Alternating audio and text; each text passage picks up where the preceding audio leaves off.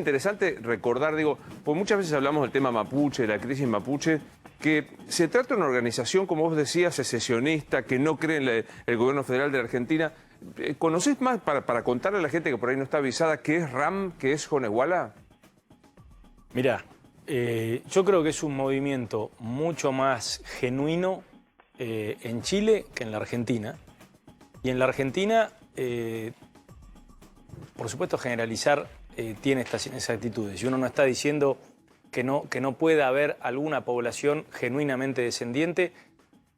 Yo discuto también los reclamos, Luis, esto de que reclamen tierra, es decir, que reclamen identidad, que reclamen reconocimiento, eso está perfecto, como cualquier minoría en un Estado democrático que debe reconocer las minorías y sus derechos. El reclamo de tierra ya tiene mucho más que ver con el aprovechamiento de estos vacíos culturales o de estos defectos culturales, de los vacíos legales y obviamente, como ya hemos visto en Vaca Muerta, el principal rubro de emprendedurismo es armar de una comunidad mapuche, pero hace años.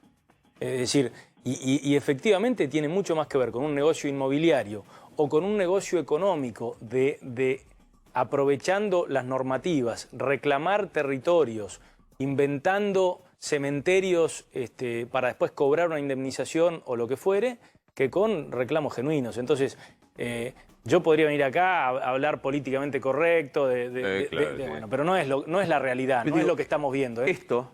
Esto no es un reclamo. Pero esto es flagrancia. Esto acá no hace falta, digamos, acá se puede actuar por la ley de flagrancia. Esto es el club del Bolsón, Nacho, si no me equivoco, ¿no? Son las imágenes del club.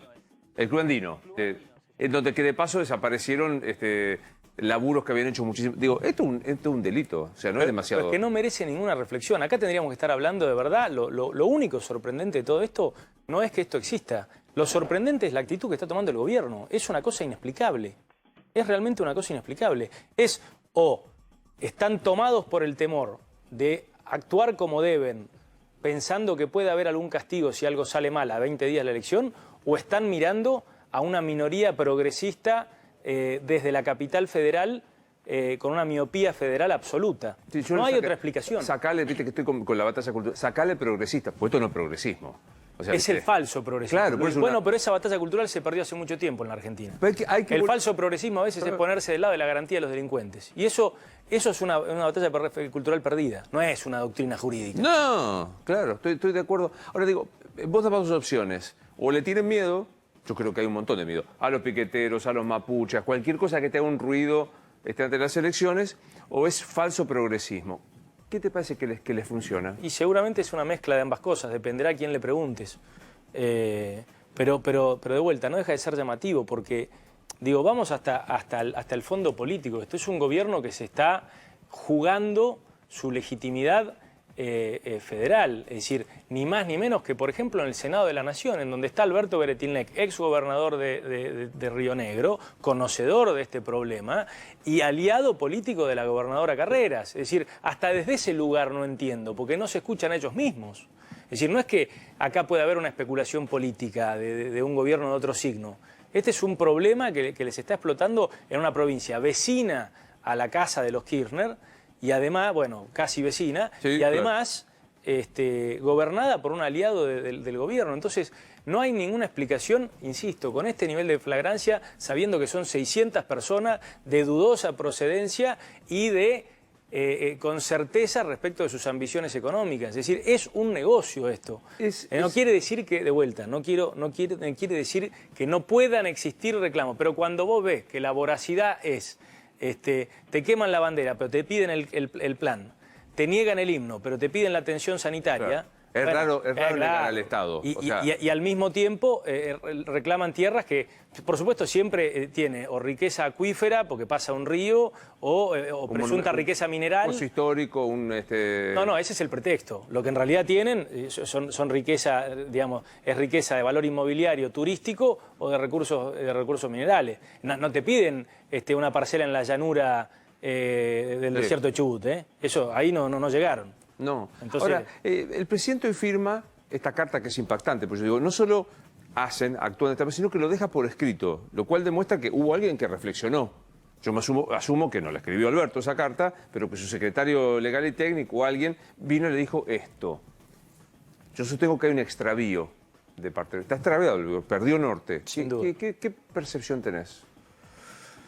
Bueno, yo creo que es lo más importante de lo que estamos viviendo, si es que lo que empezó a ocurrir en las PASO se corrobora, como todo pareciera indicar. Yo acá quiero poner un poco de moderación por ahí en las interpretaciones facilistas. Yo no creo que acá haya habido una reivindicación a Juntos por el Cambio. Creo que hay, y la baja participación política récord lo demuestra, es decir, recordemos que casi 4 de cada 10 argentinos y argentinas habilitados para votar no fueron ni siquiera a votar. Es decir, que hay una desesperanza y una incredulidad absoluta sobre toda la clase dirigente, hay que anotarlo, vengas de donde vengas. Insisto, no hay reivindicación alguna en gran parte de la sociedad respecto de Juntos por el Cambio, y hay un dato de valor sociológico hacia adelante fenomenal, que es que la sociedad ha dado por tierra con una premisa de un sector del peronismo, muy cercano al kirchnerismo, que era suponer que había una relación muy directa entre la dependencia de millones de argentinos de un cheque del Estado y su comportamiento electoral posterior. Y sobre eso, plagado de ideología y de relato, había un proyecto político con distintos intereses, uno de los cuales, bien arriba, era el saneamiento judicial de muchos de los integrantes, pero sin meterme en eso. Eso es lo que se dio por tierra, Luis, y eso es un dato para toda la política, claro, y en especial para el peronismo. Para el peronismo, perdóname que me extienda, pero para mí es importante.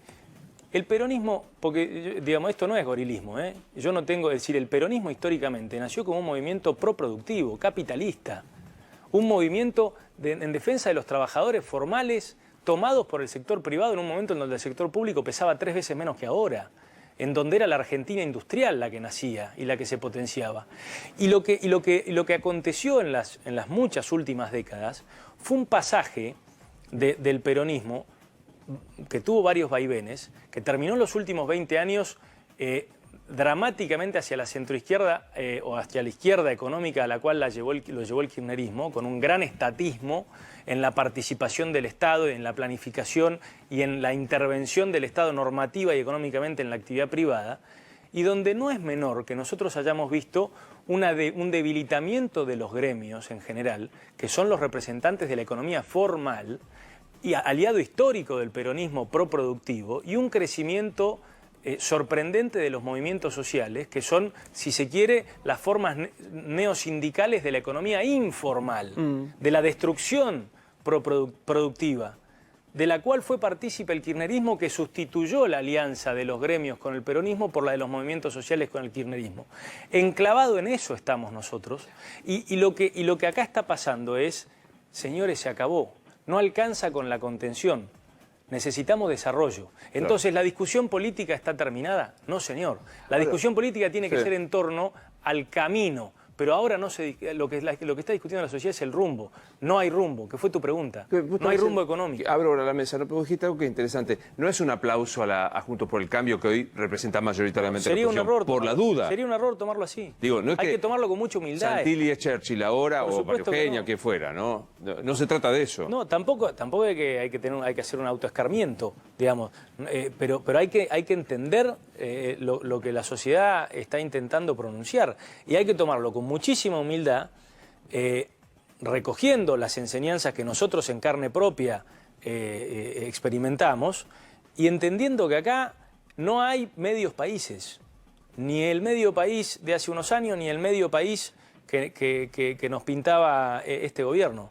Tenemos que encontrar la manera de que existan determinados consensos, que para agarrarnos de algo que es muy actual ahora también, no hay que imaginarse una foto en Olivo 10 días después de la elección firmando un papel. Los consensos a veces ni siquiera los tenés que pronunciar, los tenés que sentir. Total. O sea, acá lo que realmente tiene que ocurrir es que el recambio del peronismo o del kirchnerismo, que tarde o temprano, aún con derrota electoral, va a venir, aprenda.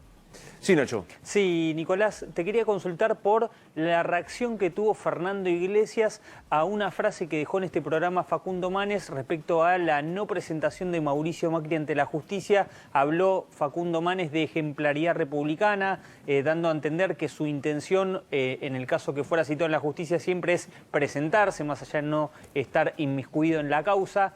¿Qué opinás de la reacción de Fernando Iglesias, que dijo, qué macanudo ese muchacho, ahora no es momento porque hay que ganar las elecciones, pero que se quede tranquilo, no lo vamos a olvidar? Esto en un tuit que alude o parece aludir a la reacción de Facundo Manes.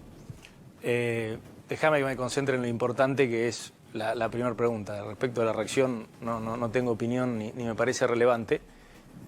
Pero un ataque por disentir respecto a Mauricio Macri. Pero no me parece relevante. Me parece en todo caso lo relevante es dos cosas. Primero, que entendamos que el Poder Judicial en la Argentina está muy viciado hace mucho tiempo y que hay muchos funcionarios de dudosa idoneidad y de dudosa imparcialidad. De manera que, en primer lugar, entiendo el estar reacio a someterse a una justicia de estas características. Pero si le llaman a Cristina y Cristina no va... Pero por eso. Por eso dije por un lado. Por el otro lado, claro, te diría que para referirme a un tercero, como me estás pidiendo vos, a quien hoy escuché un rato fue a Luis Juez, que me pareció que tuvo una respuesta bastante atinada desde el derecho procesal. Él es abogado. Y fue decir, bueno, esto que yo acabo de decir, que traducido jurídicamente es recusar a un juez y decirle usted no es idóneo, no es imparcial, se puede realizar mientras el proceso avanza. Claro. Es decir, no es que vos te tenés que negar para poder recusar. Claro. Entonces creo que por ahí hay un equilibrio. Es decir, creo que la ejemplaridad podría ser, che, yo no es que estoy avalando este juez de quien tengo certeza de su parcialidad o de su falta de idoneidad, sino que juego con la ejemplaridad, no soy lo mismo, soy coherente con lo que dije, pero recuso. O sea, vos te hubieras presentado si fueras Macri. Imagino que sí, Nacho, lo que pasa es que hay que estar en esos lugares, pero imagino que sí, pero también lo hubiera recusado el juez, ¿eh? Porque, digamos, recusado creo que... y tirarle por la cabeza todos los recursos que se te ocurran para decir que el proceso está viciado, pero adentro del proceso. Sí, por supuesto, y en la propia toma de declaración, como hoy decía Luis, decirle, bueno, muéstreme, empecemos mostrándome la prueba. Digo, no tiene prueba, dura 10 minutos. O presentarte por escrito. Es decir, hay muchas maneras. Yo no soy abogado, pero me parece que ahí puede haber un equilibrio sin caer en sos Cristina, no sos Cristina. Digo, hay que tratar de evitar los extremos intentando encontrar los argumentos para ambos lados. El gobierno va a hacer lo posible para revertir la elección en algunos distritos, en algunas provincias, sobre todo en la provincia de Buenos Aires. Hay distritos como el que vos participás, de Tigre, que ganaron 39-34, pero con 2 listas. ¿Creés que puede el peronismo llegar a revertir en esos lugares? Nosotros estamos trabajando desde Juntos por el Cambio y desde la unidad de las 2 listas, no solamente para ratificar ese resultado, sino para tratar de que mucha de la gente que en Tigre tampoco fue a votar, y hay muchos votantes nuestros, esta vez lo haga, que entienda la importancia de haberle ganado, no solamente en la provincia de Buenos Aires, al peronismo unido por primera vez desde 1983, sino también poder sobre estos resultados construir proyectos de alternancia en el poder municipal, tan importante, tan relevante para la vida diaria de todos los argentinos, que en lugares como en Tigre no ocurre esa alternancia hace 16 años. Si vos fueras intendente de Tigre, cosa que aspirás ser intendente de Tigre, hoy te mandan a controlar precios, ¿qué haces? Creo que la respuesta la tenemos fácil en la actitud de algunos intendentes cuando los mandaban a encerrar a la gente, ¿no?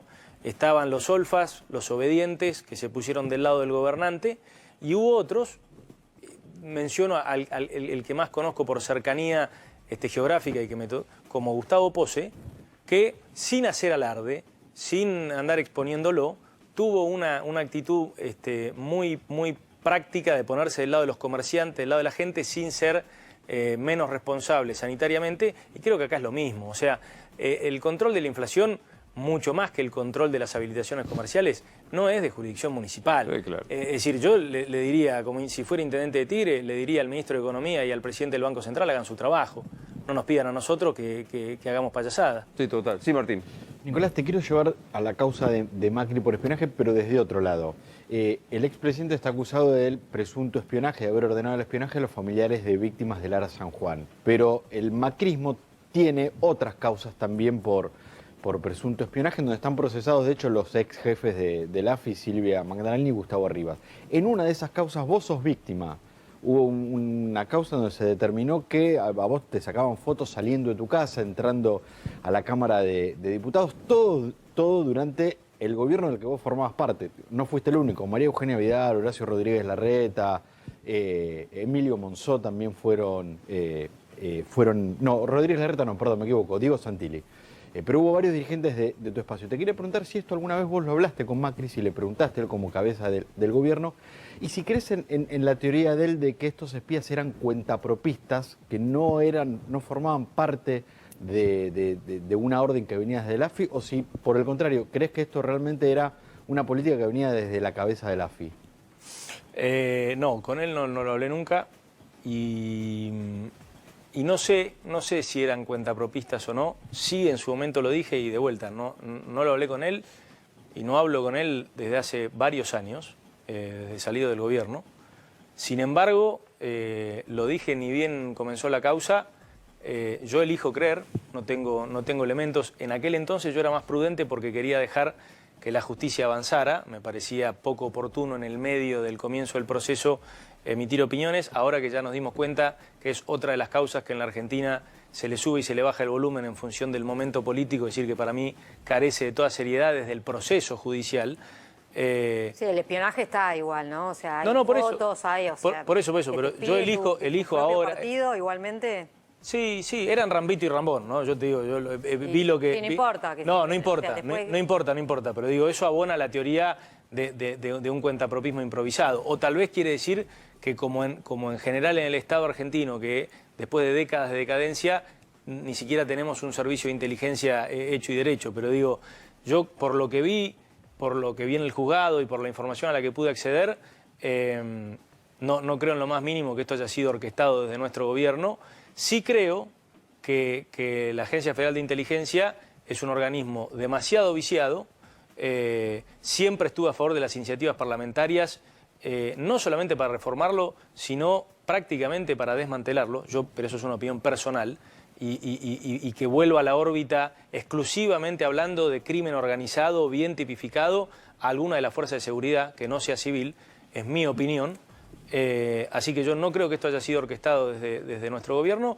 Sí creo que puede responder a algunas disputas de poder o a alguna especulación, pero desconozco de dónde puede haber salido. Pero no me genera un conflicto de pertenencia con Juntos por el Cambio, al menos desde la política. Apelo el hecho de que vos eras el jefe de bloque de una coalición, con mucha tensión, con ruido y demás. ¿Se parece en algo lo que está pasando a la tensión en esta coalición?